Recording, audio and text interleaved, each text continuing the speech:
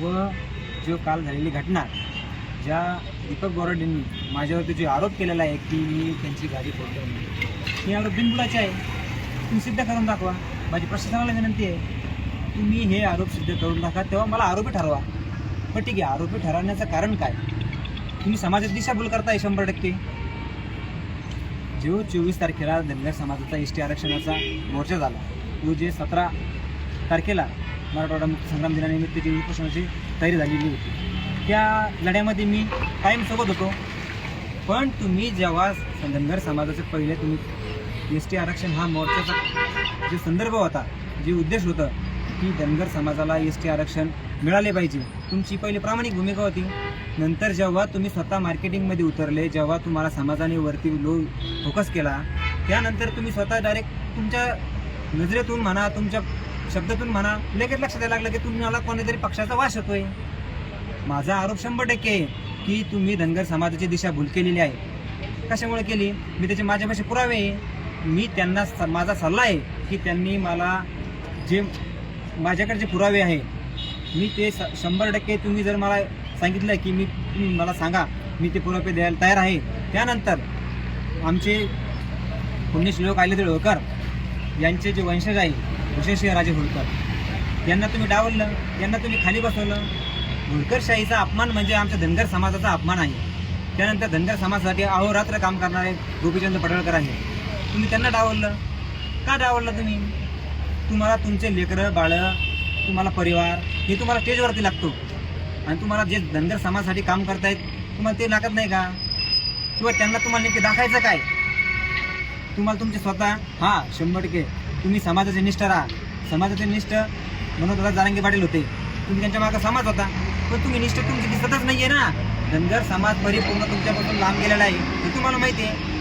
म्हणून तुम्ही हे स्टंट केला आहे, आणि हे स्टंट तुम्ही तुमच्याच माणसाला सांगून केलेलं आहे. याचं कारण सांगतो तुम्हाला. तुम्ही या अगोदर ही घटना घडायच्या अगोदर त्यांचा कधी पोलीस स्टेशनला अर्ज आहे की मला सुरक्षा भेटावी, माझ्यासोबत पोलीस प्रशासन राहावे.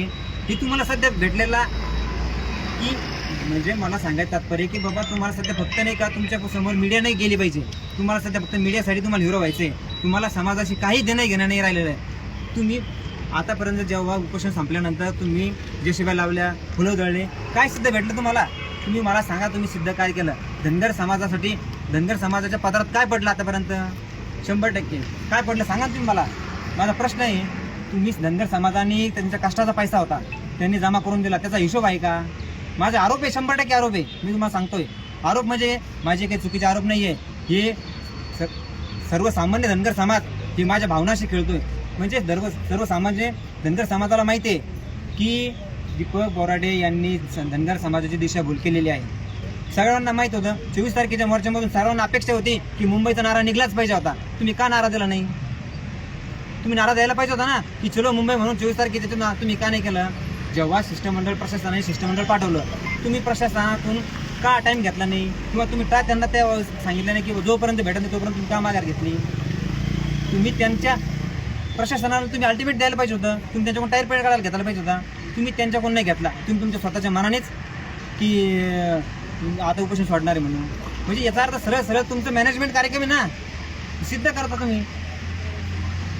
आणि राहिला विषय की तुम्ही जे सांगताय की मी भाजप पक्षाचे किंवा माझे नेते त्यांचे असेल, हे ठीक आहे. या बा, मी पक्षाचं काम करतो, परंतु मी पक्षाच्या अगोदर मी धनगर समाजाचा एक भूमिपुत्र आहे, मी धनगर समाजाचा एक कार्यकर्ता आहे, मी चळवळीत काम करतो.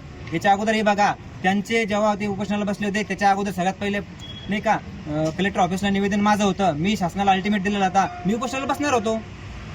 तुम्ही त्या अगोदर बसले, ठीक आहे, मला समाजाविषयी प्रेम म्हणून तुम्ही बसले, मी तुमच्या सोबत राहिलो, कायम सोबत राहिलो. बाकी तुम्हाला सांगतो, जोपर्यंत 24 तारखेपर्यंत तुमची नीतिमत्ता चांगली होती तोपर्यंत आम्ही तुमच्यासोबत कायम होतो, दिवस रात्रही जातो. तुम्ही आजही बघा, माझे फोटो बघा, माझे सर्व प्रोफाईल बघा, सगळ्या गोष्टी करा. मी सांगतो तुम्हाला की यामध्ये कोणत्याही पक्षाचा काही संबंध नाही आहे. माझ्यासोबत सकल धनगर समाज माझ्यासोबत आहे व तसेच 18 पगड जाती सर्व समाजाचे सर्व घटक माझ्यासोबत आहे. मी तुम्हाला सांगतो.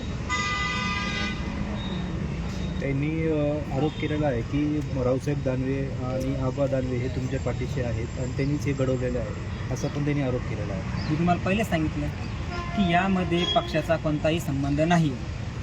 मी ऑलरेडी पक्षाच्या पहिले मी धनगर समाजाचा एक भूमिपुत्र आहे आणि मी चळवळीत काम करणारा व्यक्ती आहे. यामध्ये आमची लढाई ही वैचारिक आहे, विचारांची लढाई आहे आमची. याच्यामध्ये पक्षाचा कोणताही संबंध नाही. बरं, धनगर समाज तुम्ही म्हणता, आता दीपक बोराडे यांच्या पाठीशी नाही, काय कारण बरं असं काय झालं?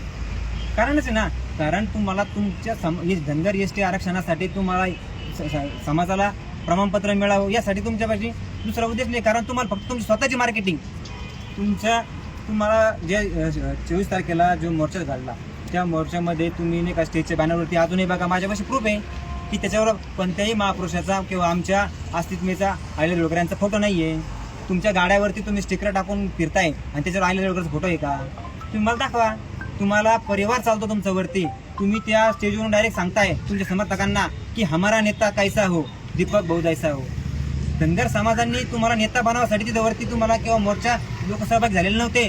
धनगर समाजाच्या भावना होत्या. धनगर समाजाला प्रामाणिक माहीत होतं की आपण एकत्र आलो की आपल्याला एस टी आरक्षण मिळेल. पण तुम्ही त्या एस टी आरक्षणाचा तुमच्या डोक्यात दुसरा विषयच नाही आहे काही. तुम्हाला फक्त मीडिया आणि तुमची स्वतःची मार्केटिंग, तुमच्या डोक्यात फक्त हवा शिरलेली आहे, हे मी तुम्हाला सांगतो. त्यांनी जे आरोप केले की तुम्ही गाडी फोडली, हे आरोप काय असेल तुम्ही मान्य करता? मी तुम्हाला सांगतो की मी ती गाडी फोडलेली नाही आहे. स्पष्ट करतो तुम्हाला, हे कारण त्यांचंच आहे. त्यांना सध्या पोलीस प्रोटेक्शन लागतं आहे किंवा त्यांना जे त्यांच्यासाठी त्यांनी केलं, TRP वाढण्यासाठी केलं असेल. कारण त्यांना माहीत होतं ना की सध्या आता धनगर समाज आहे त्यांच्या पाठीमागून नाही का सटकलेला आहे आणि ते त्याच्यामुळे त्यांनी ते केलं असतात. काय नाही तुझं? माझं नाव कृष्णा गंगाधर गायकवाड, मी धनगर समाज